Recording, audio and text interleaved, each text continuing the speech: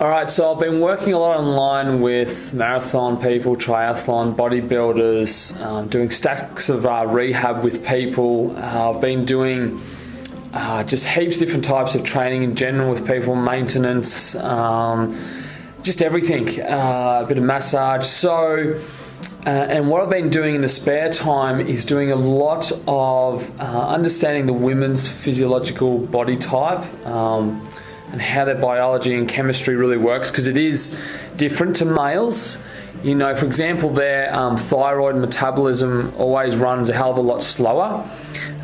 So knowing how to target it with the right type of food, the amounts, when to have it, when not to have carbs and sugars, and how much of that even to have, because there are so many chemical things that go on.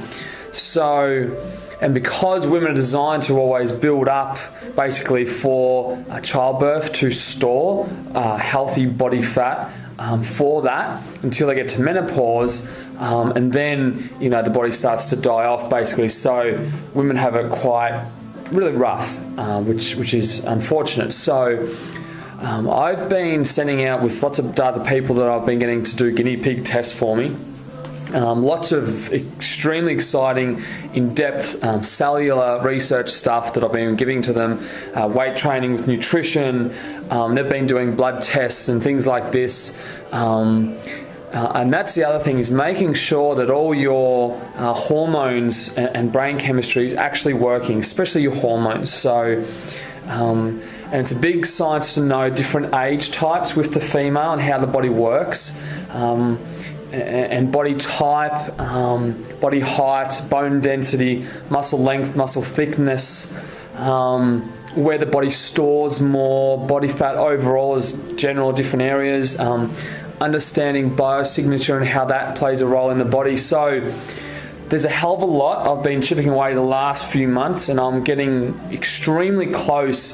I believe I've already come to a point where I could look at any female and tell them exactly what to do. If they were to stick to 100% of what I was going to get them to do, yes, I could get anyone at any body weight down to a very lean thing with muscle. Knowing the science, it gets tricky with different body types. Because you're designed basically evolutionarily to be a certain way. Some people are designed to be skinnier, some are designed to always have a bit more body weight overall or just in certain areas. So some will lose it up top a lot quicker than they will down bottom. It becomes more of a concern when it's the body weight stuff to do with more around the side of the abs, the obliques, things like that. They're your bad fats, you know, things like that. And if there's too much in the middle, it's definitely a sign of more like cortisol problems, so too much stress. So, you know, and then if you're not having the right amount of carbs or the right amount of sugars, veggies, fats and protein, that has to be key. And it's a huge science. I'm not going to go on too long with this, but in my seminars in the future, I am going to be able to break it down and just give it to anyone, a piece of cake, no worries. But a good tip, if you really want to know, is, and this is a big one, this is key. So you don't have to know a massive amount, but if you're putting in all the time, if you're putting in your fats and your meats and your veggies, awesome. That way you know you're always going to have optimal health of brain chemistry, and everything's going to be firing right and growing neurons and stem cells, and the list goes on in the brain. Because the more the brain is healthy, the more that the body then is healthy. Because if the brain's healthy, then the body is going to be biochemically healthy. And if you put veggies on top of all the meats and the fats, you're going to be fine. Now, the carbs and the sugars is the interesting thing. There's no need to have a lot. Everyone's different. This all depends on sleep, how much you work, how demanding your work is, how hard you are training, whether it's all muscular or it's cardio. Because women's thyroids are a hell of a lot slower, the metabolism and growth hormone, all that stuff, and estrogen, progesterone, and how that works with the body's ability, because with men, you know, hormones and testosterone and thyroid stays active for many hours and days, literally. That's why they're able to burn off body fat. I'm not going to go into that, I'm going off topic again. So with women, it has to be done very scientific, and they have to be, their bodies, when you look at it, are actually geared up to be very healthy, almost more healthier than men, and it makes sense because they're designed to have babies. So if you look at the body like that, unfortunately, then it seems like you can't have anything, women can't have anything bad to eat. So no gluten, wheat, dairy, any bad stuff, because it'll just inflame them a hell of a lot more than it will most men. So that's a big science in itself. So the fact with the carbs and the sugars, so making sure you're getting in your fats, your meats, your veggies, salads, that's a must.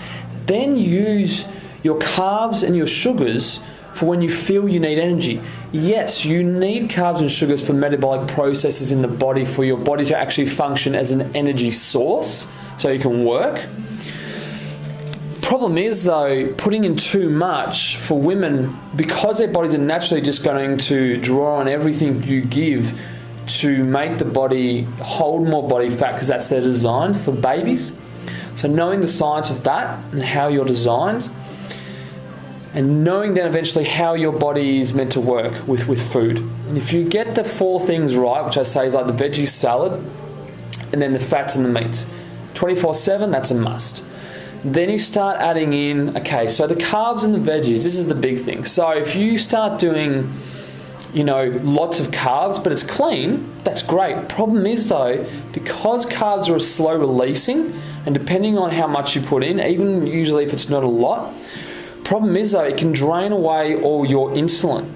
And therefore your insulin doesn't become, and hormones that can actually use fat as a fuel for energy, does not become as efficient, literally, because it's.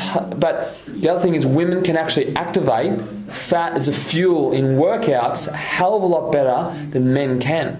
That gets very scientific to it as well, depending on a woman's physiological type. But as an overall whole, yes, they can. So knowing that, then the idea is, and I've given this to a few people to do, very scientifically based, lots of thought behind it, but because carbs basically spread out the insulin for too long, defeats the purpose of using fat as a fuel. So you use sugars, so fruits, because they're extremely healthy, but you only use small amounts, and what it does, because it digests so fast and so quick, but it initiates insulin. But you only use a little bit of the fruit, so maybe just 1 kiwi at a time or a quarter of a banana, things like that, to initiate the insulin spike. So you're just basically using a little window to ignite it, and then it's ignited within the body, and then the body goes, okay, well, there's actually nothing else, no more natural energy gone into me to use as fuel, so I will switch over immediately, because insulin's a storage rumbler for energy. Once it's ignited and it's got nothing else to burn up in the gut or the intestinal tract, it'll switch over to a hormone called hormone-sensitive lipase. And we'll start to use that and ketones for energy. Take it to the liver will process it, take it through the bloodstream, up it goes into the cells, into the mitochondria, into the phospholipid bilayer, to ADP, to ATP as an energy source, all that stuff. So that's what you do. So you don't need to know that last bit I just said. But that's the science of it. That's the basis of it. I'll leave it at that. Watch this video, go over a few things that I've said, a few areas, and just get an understanding, get the hang of it. And good luck. But as long as you get in the fats, so things like fish oils, olive oil, walnut oil, avocados, wild salmon oil, flaxseed, things like that. You don't need to do like the peanut butters and the almonds, things like that. You can, but they need to be separated, meaning they need to be in usually they come in little jars or something, where it's like a cashew and almonds and a walnut all in one, something like that. So it's just the fat and nothing else. Like a peanut butter spread and all that. Seriously, you're wasting your time, all those things. And your meats, so your proteins, mix it all up. That's great. Variety's good. Salads, veggies, must, because they are the life force of you that give the health. They give you stacks of the list goes on, like digestive enzymes, and there's like 20 of those. So there's so much to it, but if you get that in place, you're going to do a hell of a lot better. Your body's going to then start to sync and rebalance itself hormonally, chemically, neurologically, and the list goes on. And then you can adjust your training and nutrition around each other. So, and it is, because this world we're living in is so toxic in the air, and it's all coming down in our foods and in the water anyway, so we have to be more and more careful what we do. Detoxing and flushing, hydration is a must every day. More and more research is supporting this, and the build-up of things that can store in certain parts of our organs, joints, liver, tissues, kidneys, pancreas, and just hold there for many years, decades, especially if you don't detox or drink enough water, things like that. So hopefully that helps. So short bursts of the fruit, the insulin, just, short, initiate it. I'll leave it at that. I'm going to go on forever. Okay, good luck. Any problems, send me something and I'll do a video and just send that to you in your page or something. And all the best. Cheers.